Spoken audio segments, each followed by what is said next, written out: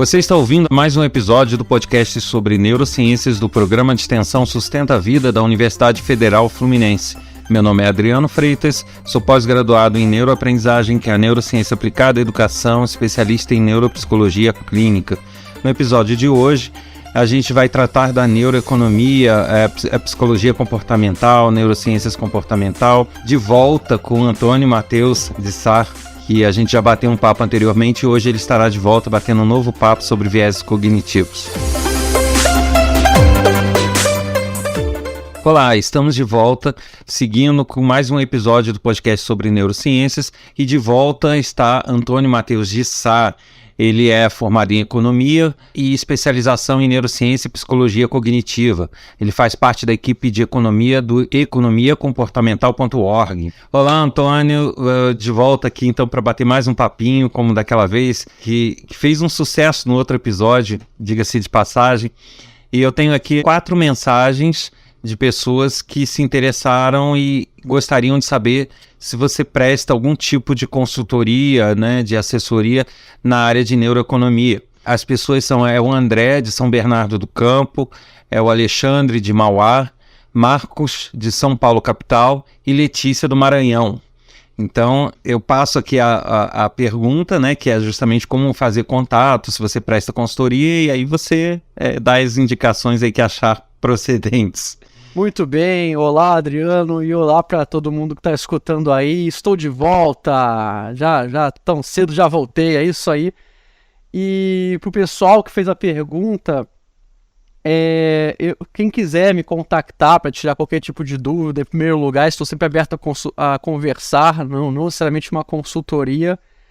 Atualmente eu tenho alguns trabalhos com uma consultoria especializada em economia comportamental. Aí se for para uma instituição, algo do gênero, uma empresa, se quiser saber se tem como aplicar lá, pode sim vir falar comigo, só entrar em contato, pode ser pelo meu e-mail, que é antoniomatheus, com th.sa, que é o meu sobrenome, @gmail.com. Aí fique à vontade para tirar qualquer dúvida, entrar em contato.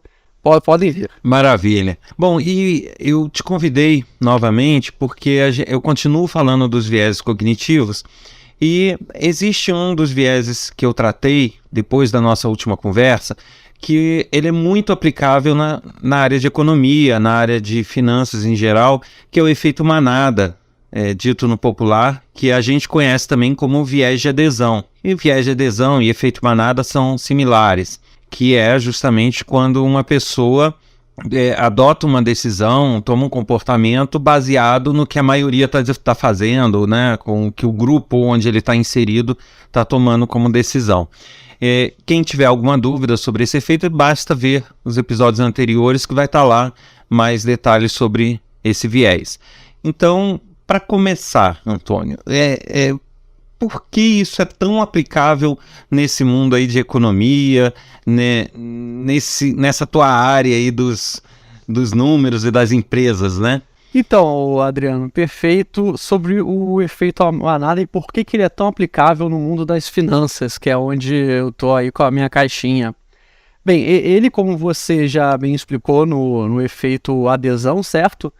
Acaba ocorrendo porque nós temos essa condição de atribuirmos racionalidade ao comportamento alheio, principalmente em grande quantidade. A gente tem essa atribuição não consciente de se a população está fazendo uma coisa, provavelmente tem algum motivo para isso, e a gente vai acabar seguindo o mesmo comportamento. É o famoso Maria vai com as outras, que as nossas mães sempre falam, não seja Maria vai com as outras, tenha seus próprios pensamentos, etc. Só que a gente está aqui para contar para a galera que está ouvindo que, no fundo, a gente acaba sendo uma leva com as outras sem perceber, por uma condição do nosso comportamento imanente a nós. Aí eu sempre gosto de trazer experimentos que mostram isso, que sempre são boas histórias para se contar, e é muito didático, se me permitir. Eu queria compartilhar um que eu gosto bastante, que foi feito nos Estados Unidos, em que botaram um ator para ficar na esquina de uma metrópole olhando para o céu. Não sei se tu já ouviu falar sobre esse. Aí todo mundo que parava olhava para o céu também, não é isso? Mesmo que não havendo nada, né? Isso, o ator ficava na esquina dessa metrópole, olhando para o céu, sem ter nada de interessante lá, Aí, de fato, quando é uma pessoa só, poucas pessoas param para olhar. Se você passasse na esquina da sua cidade, aí, na rua, indo para o trabalho, e visse uma pessoa olhando para o alto, você possivelmente não pararia. Quando era uma pessoa só, apenas mais 5% das pessoas que passavam pararam para olhar para cima também. Aí quando aumentou esse número para 5 pessoas olhando para cima, aí já foi 4 vezes mais pessoas que olharam para cima junto, que não tinham nada a ver com aquilo. Quando tinham 15 pessoas, aí já tá aglomerando, hoje nem poderia, inclusive. Mas 15 pessoas na esquina olhando para cima, aí já metade das pessoas que passavam paravam para olhar e não tinham nada, e as pessoas ficavam lá olhando. E por aí vai, chegaram até botar 30 pessoas, aí quase todo mundo que passava pela esquina parava também para olhar. Por quê? Porque a gente tem esse movimento de manada por atribuir algum motivo ao que o outro está fazendo, e algum motivo racional. Sempre te atribui motivos racionais. Isso é muito interessante. E alguns até poderiam questionar se é porque tá no meio da cidade, pode ser algo perigoso, vai que tá olhando pra cima porque tá acontecendo uma coisa, algum risco de alguém tá caindo, talvez. E não, a gente vê em vários experimentos que acontece, tem um experimento famoso também que é numa sala de espera, em que a pessoa entra, tem vários atores lá dentro, a sala de espera é de um médico.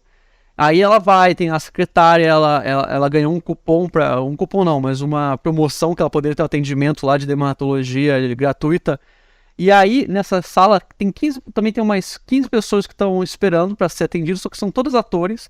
E a cada alguns minutos toca um sininho, do nada, e todos levantam da cadeira e sentam, sem falar nada.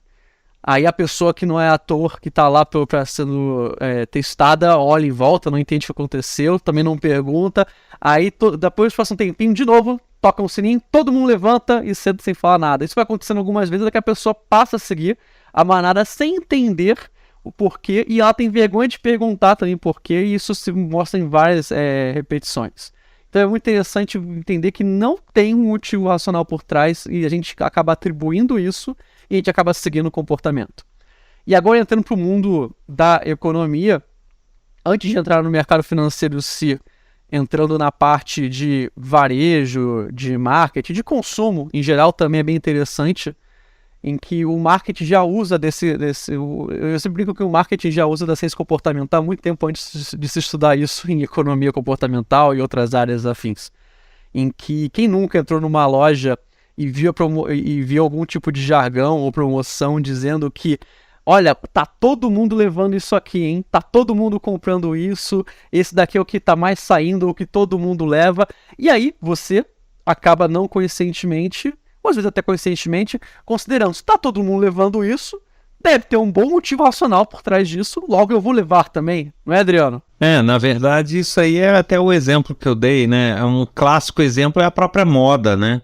O que é a moda, se não, na verdade, você seguir um comportamento de um coletivo, né? De que virou moda, todo mundo está usando. Então a pessoa usa também muitas vezes uma roupa desconfortável, mas só porque os outros estão usando daquela forma. E isso torna o efeito manada muito ligado ao mundo da moda também.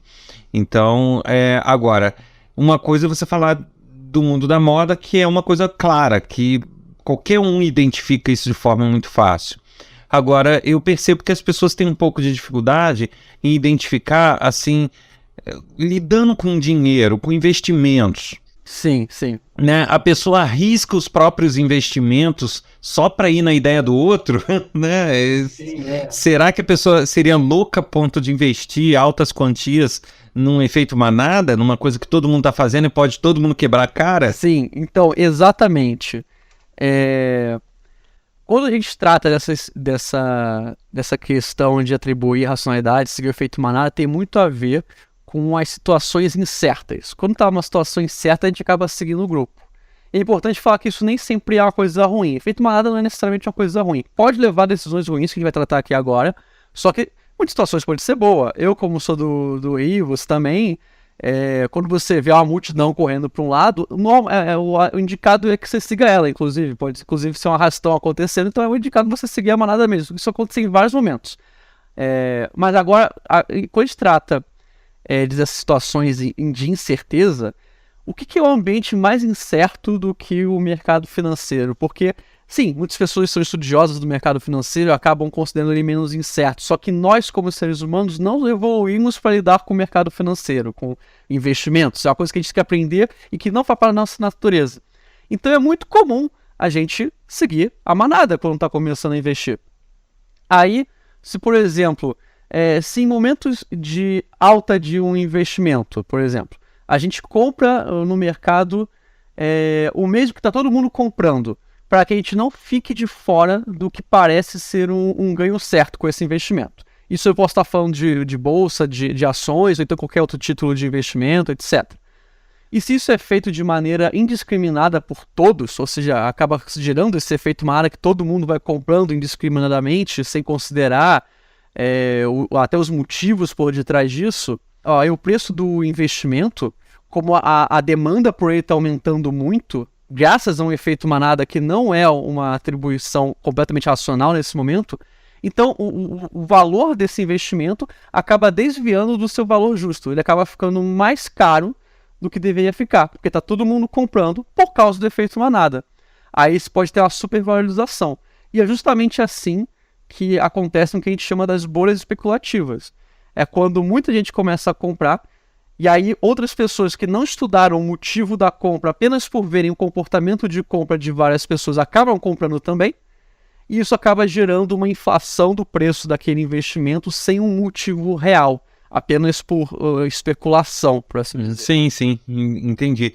Mas assim, então o efeito manada, ele pode ser em alguns momentos bom, mas ele pode gerar, como você falou, essas bolhas que podem ter uma consequência ruim, não pelo investimento ser ruim, mas pelo excesso de procura dele. Isso? Sim. Talvez a primeira vez... Pergunta de leigo, tá? Que não entende de economia. Então posso fazer uma pergunta aqui, uma grande besteira, mas é só mesmo para as pessoas entenderem melhor também. Não. Foi uma boa pergunta, né? Assim, se lá no início dessa história, talvez o investimento fosse bom, só que depois, com tanta gente comprando, isso acontece muito no mercado financeiro, é um ambiente com muito fluxo de compra e venda. Aí quando vai muita gente comprando, é normal, que a economia básica, você quando compra muito de um bem que é escasso, ele acaba aumentando de preço. Então aí já é tudo que eu expliquei. E a gente tem tem como ter uma solução, entre aspas, para isso, que os educadores financeiros, eu me incluo nisso, a gente recomenda, é que evitar esses movimentos que não fazem parte da sua estratégia. A gente sempre fala que quando você quer se tornar um investidor, você deve manter uma estratégia da sua carteira de investimento. E é algo muito simples, na verdade, é você colocar que, da minha carteira, no máximo eu vou ter 20% em ações, os outros 50%, 60% vai ser renda fixa, o outro vai ser em fundos imobiliários. Então, é você ter essa estratégia que combina com você, isso vai vir de cada um, não tem a estratégia melhor do mundo, isso é de cada um. E aí que vem geralmente o problema, é que depois de você ter essa estratégia, tem que ter a disciplina de se manter nela.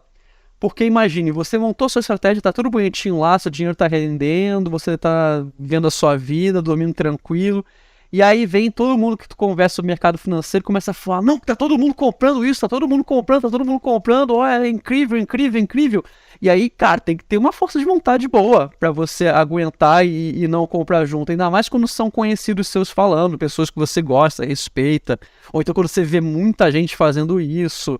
Inclusive, eu vou fazer um exemplo, citar um exemplo, pegando a tua fala lá de trás, no Rio de Janeiro, quando se vê gente correndo, é recomendável que se corra, né? Que você falou que pode ser um arrastão. Eu vou dar um outro exemplo aqui da Serra, que para quem não sabe, esse podcast é gerado a partir do campus de Nova Friburgo, da Universidade Federal Fluminense, que é na região serrana do Rio. Então, eu acho que não é desconhecido de ninguém a tragédia que houve aqui na região serrana em 2011, né, que foi uma catástrofe natural de grandes proporções, e eu estava aqui, fiquei sem alimento, fiquei sem comunicação, sem energia, então eu vivenciei aquele momento histórico da região. E houve um efeito manada muito grande que chegou a ser noticiado em algumas redes de TV, depois eu fiquei sabendo, porque no dia a gente não assistia TV, não tinha nem como, né? Não tinha energia, não tinha TV, não tinha nada. Mas houve um efeito manada, onde começou-se a criar um pânico, alegando que havia arrebentado uma represa. Não sei se você ouviu essa história, em Nova Friburgo. E aí, depois daquela tragédia toda, contando corpos pelas ruas e tudo, e começou a vir gente correndo pela cidade, estourou uma represa, a água tá vindo, vai inundar tudo, e, não sei, e saiu todo mundo correndo. E nisso, cada vez mais pessoas corriam, e cada vez aquele grupo aumentava mais, e correndo pela cidade. E nisso, repórteres da Rede Record, repórteres da Globo, todo mundo correndo junto, cinegrafista carregando câmera, e foi uma loucura, assim, todo mundo correndo no meio da lama, para pontos altos da cidade, né, para os morros. Você via os morros igual uma formiguinha, todo mundo subindo e indo parar lá em cima. Aí eu parei, vi aquele monte de gente correndo, gritando, a represa estourou, eu pensei cá comigo, que represa? Foi uma pergunta básica, né? Estourou a represa, ok. Qual represa estourou para eu saber para que lado corro, né? Aí você para e pensa, não tem represa, né? Friburgo é uma região montanhosa, de serra, como que vai ter represa aqui? Não tem. A água vem de nascente da montanha, não tem represa. Aí, como que não? Falei, pera lá, eu não vou pagar esse mico de correr por uma coisa que não existe, né? Aí o pessoal correndo, daqui a pouco nada de vir água de lugar nenhum, né? Ou seja, o dia passou, chegou a noite, o pessoal desceu do morro e nada houve. Então é um clássico efeito manada numa tragédia. Eu até entendo que as pessoas estavam com os nervos à flor da pele, pelo que estavam presenciando, pelo que estavam vendo, mas é um efeito manada que alguém com um grito foi ganhando adesão, aí de 1 passou para 2, que passou para 5, que passou para 10, e esse grupo foi ganhando essa proporção. E aí vem a minha pergunta, eu dei essa volta toda para exemplificar com esse caso, que é um efeito manada, mas linkando com uma pergunta aí para a tua área, que é o seguinte, assim como na região serrana houve esse efeito manada clássico, se você pesquisar na internet você vai ver vídeos de repórteres ao vivo narrando o fato e correndo, entendeu? Você vai ver isso no YouTube tranquilamente. Não pode, na área de economia, você ter um efeito manada como esse, falso, ou seja, sem um fundo de verdade, e como isso é identificado, ou tem alguma forma de você tentar se blindar um pouco na economia desse efeito manada? Entendi. E olha que engraçado você comentar sobre esse desastre que aconteceu em Friburgo, engraçado no sentido de curioso, na verdade. Eu morei em Teresópolis durante 9 anos da minha vida. Eu morei dos 9 aos 18, eu estava em Teresópolis, morava nessa época também. Eu não fui atingido a ponto de ficar com restrição de alimento, algo do tipo, mas eu cheguei a ter algumas regiões que eu conheço atingidas. Então, acho interessante isso, da gente compartilhar essa... Acho que Friburgo foi um pouco mais pesado que em Teresópolis, não lembro agora direito. E o exemplo que você trouxe foi um ótimo exemplo. Claro, houve até quase uma situação de trauma, na verdade, que você colocou, né? Que realmente houve um desastre, muitas pessoas perderam a vida, perderam as casas. E aí vem alguém dizendo, meu Deus, acho que eu vi a água da represa caindo. O pessoal corre, não tem... É por emoção. Você não pode virar e falar que eles estão errados. É assim, tu vê uma multidão correndo dizendo que tem... eu tô aqui em São Paulo agora, a multidão correndo dizendo que tá vendo uma tsunami da praia, e tu vê 50 pessoas correndo. Cara, eu penso correr. Eu sei que não tem praia aqui na cidade, mas cara, não sei. Vai que a pessoa falou errado, eu entendi errado, só corre. Na dúvida, é melhor estar vivo e ter errado lá, se enganado e feito papel de bobo do que... O famoso instinto de autopreservação, né? Isso, exato. Porque, na verdade, muitos estudos apontam esse efeito manada lá dos primórdios. Não sei se você já ouviu isso, né? Que os homens viviam em clãs, né? Os seres humanos viviam em clãs, em lá nos Homens das Cavernas, né? Era aqueles pequenos grupos, né? Ou alguns até maiores, e que seguir a manada ou seguir o grupo era uma questão de sobrevivência, porque era quase que um mundo selvagem. Então se eles não saíam para caçar e tudo, então se não houvesse essa de seguir um grupo, um só ele seria muito mais vulnerável que o grupo. E aí isso foi se fixando como um instinto de autopreservação, você tender a seguir grupos, né? Então existe essa teoria também. Mas assim, retomando a questão da economia, como que ficam esses efeitos manadas inócuos, né? Que é do nada. Porque eu imagino que isso abra até portas para golpes, né? Uma pessoa que Exatamente. uma pessoa ou uma empresa, sei lá, eu tô fazendo papel de leigo aqui, mas eu imagino que uma pessoa, que uma empresa ou um grupo financeiro que queira dar uma sacaneada em outras pessoas ou em empresas concorrentes pode gerar propositadamente um efeito manada para causar um impacto negativo e ele aferir lucro com isso, né? Isso é possível?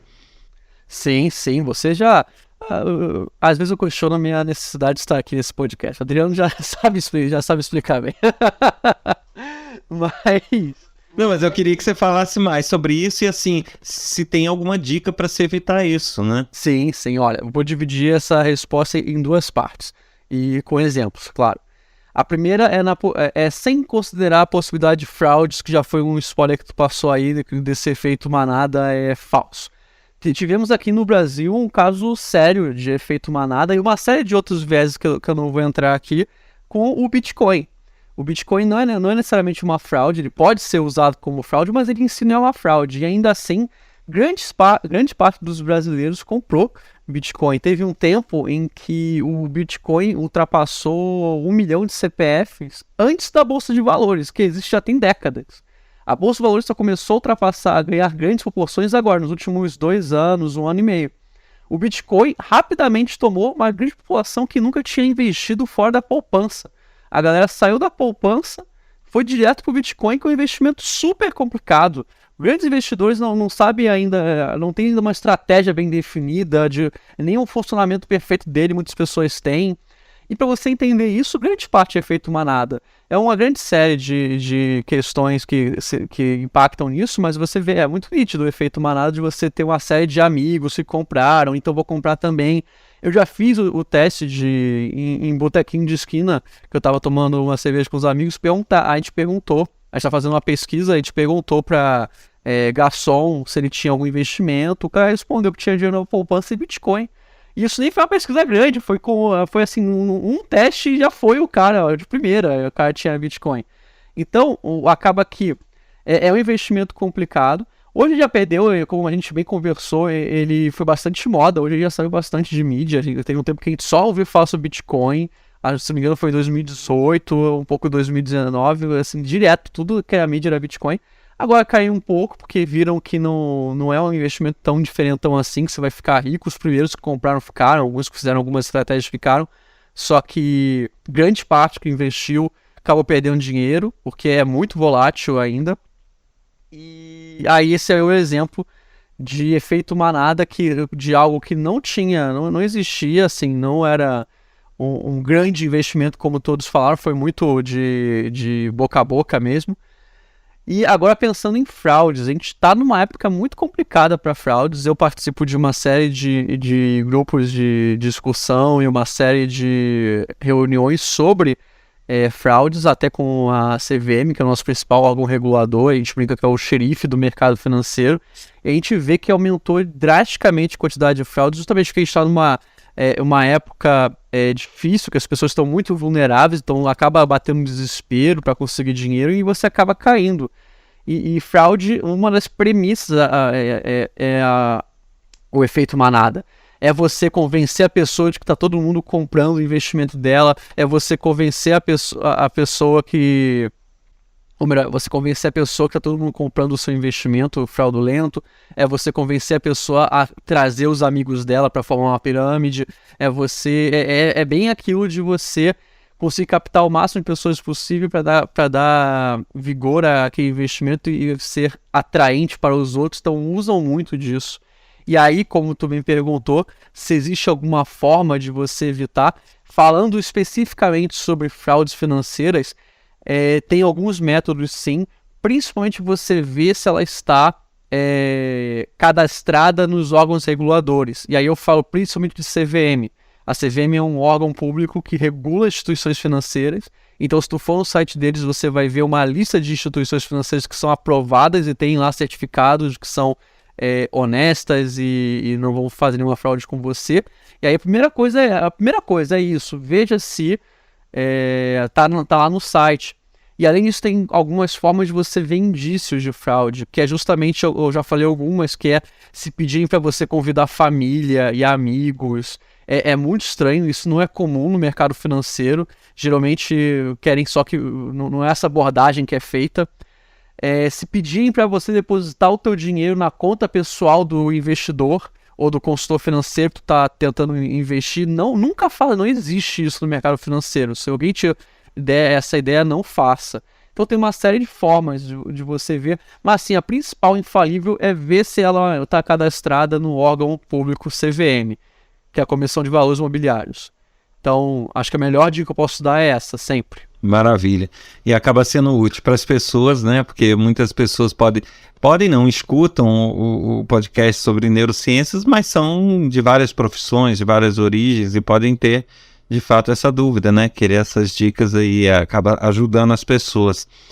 Agora, infelizmente, o nosso tempo já está indo pro beijo, porque o papo é bom, passa rápido, né? Parece que não foi tempo nenhum, mas a gente já está aí estourando o tempo.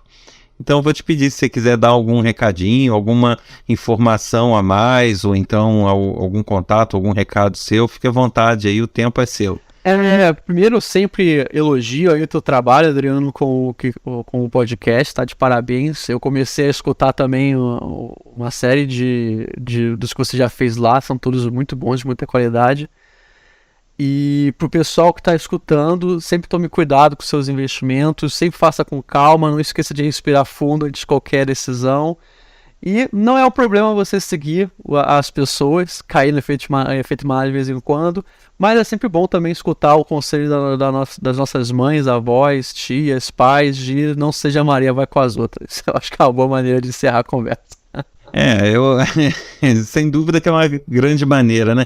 É aquele velho respirar, né? Dar um respiro, não tomar uma atitude impulsiva, né? Para, respira e raciocina, porque às vezes vale a pena, mas às vezes você, no raciocinar um pouco mais profundamente, você pode identificar algo que não seja legal nesse efeito, né?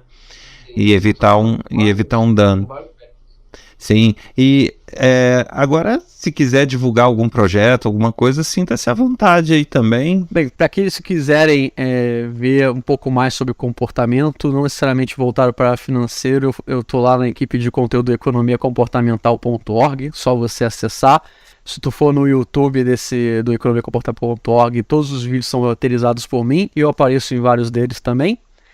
E se o teu interesse for financeiro, lá onde eu trabalho na Ambima, que é uma associação financeira, e eu acho que não tem problema divulgar aqui porque é sem fins lucrativos, a gente tem um canal no YouTube também, é só pesquisar no YouTube Ambima, lembrando que antes do B é N de navio, porque é a sigla.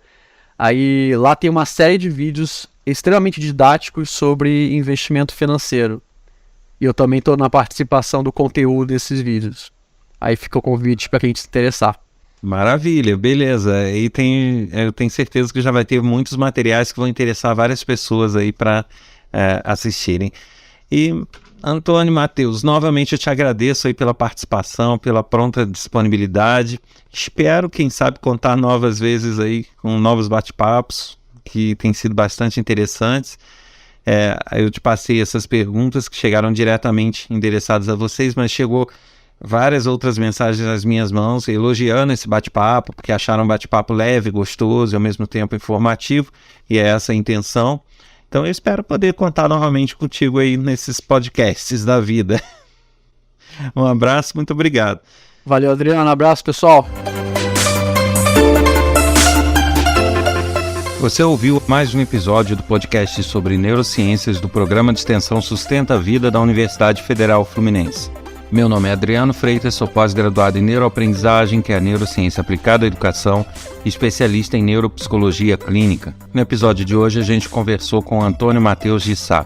Se você deseja entrar em contato com os nossos especialistas, basta escrever um e-mail para podcast@sustenta-vida.com, colocando no assunto o nome do especialista ou do podcast desejado.